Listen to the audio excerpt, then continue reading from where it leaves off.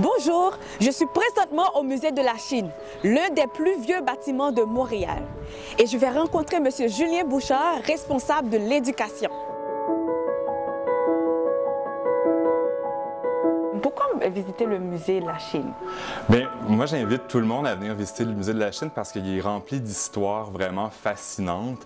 D'abord, là, en ce moment, on se trouve à l'étage de la maison Lebert-Lemoine. La maison Lebert-Lemoine, c'est la plus vieille maison complète qu'on peut visiter sur l'île de Montréal. Donc, elle a été construite entre 1669 et 1671, donc 350 ans. C'est une des rares maisons du 17e siècle aussi qui est accessible au public. Puis en plus, il est accessible gratuitement au public. Donc, c'est vraiment là, toute une histoire qui est à découvrir. On retrouve dans la maison des objets qui ont été trouvés sur le site patrimonial Lebert-Lemoine, donc tout le terrain qui entoure le musée. Il y a eu des campagnes de fouilles qui ont été menées dès la fin des années 90 puis au début des années 2000.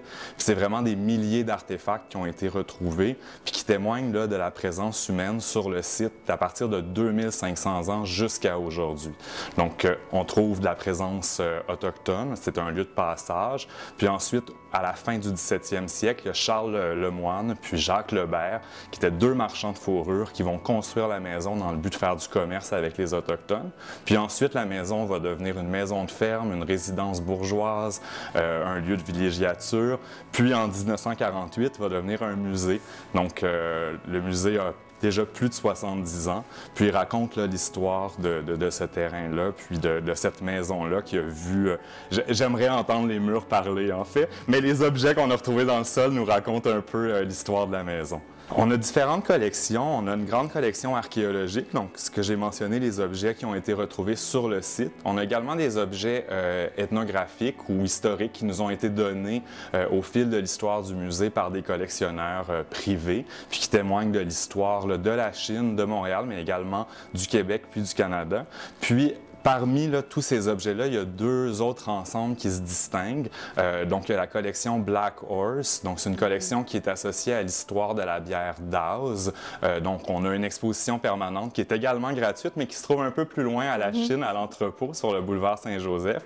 Donc, c'est des objets qui sont associés à cette brasserie-là. Puis, on a également une autre portion de la collection d'objets qui ont appartenu aux Sœurs de Sainte-Anne, qui sont une communauté religieuse importante, puis qui ont vraiment joué un rôle important là, dans le développement de la Chine. L'exposition temporaire cette année s'appelle « La vie sans appli ». Donc, chaque année, le musée prépare une exposition avec des objets qui font partie de sa collection. Cette année, la thématique de l'exposition nous est venue en équipe en regardant nos téléphones, en fait. Puis, on s'est rendu compte que beaucoup des objets qui étaient conservés au musée dans la réserve se trouvaient aujourd'hui dans notre téléphone. Donc, on s'est un peu... poser la question, qu'est-ce qu'aurait de l'air notre téléphone si on se retrouvait en 1950? Puis en fait, on s'est rendu compte que ça prendrait tout l'espace d'une salle d'exposition.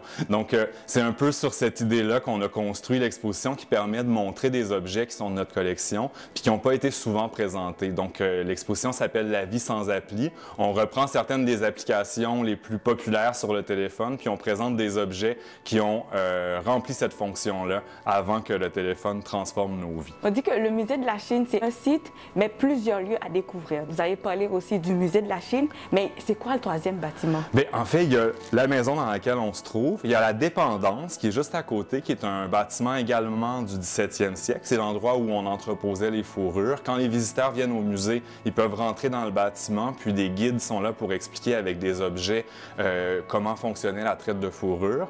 Il y a également le pavillon Benoît Verdict, où on retrouve l'exposition temporaire du musée. Ce bâtiment-là, à l'origine, c'était un laboratoire de pisciculture. Donc, il y a eu plusieurs vies sur le site du musée de la Chine, entre autres celui d'une pisciculture, mais aujourd'hui, on y retrouve les bureaux administratifs et l'exposition temporaire. Puis, il y a également le vieil entrepôt de la Chine sur le boulevard Saint-Joseph, où on trouve l'exposition Pour boire, il faut vendre. Puis, je mentionnerai également que sur le site du musée, il y a une portion du jardin de sculpture de la Chine qui s'y trouve. Donc, il y a des sculptures contemporaines qu'on peut voir. Puis, on peut poursuivre notre exploration en allant dans le parc René-Lévesque ou encore sur les parcs riverains de la Chine. Merci, Julien. Ça me fait plaisir. Après ce bref aperçu du musée de la Chine, j'espère, comme moi, vous avez le goût de le visiter.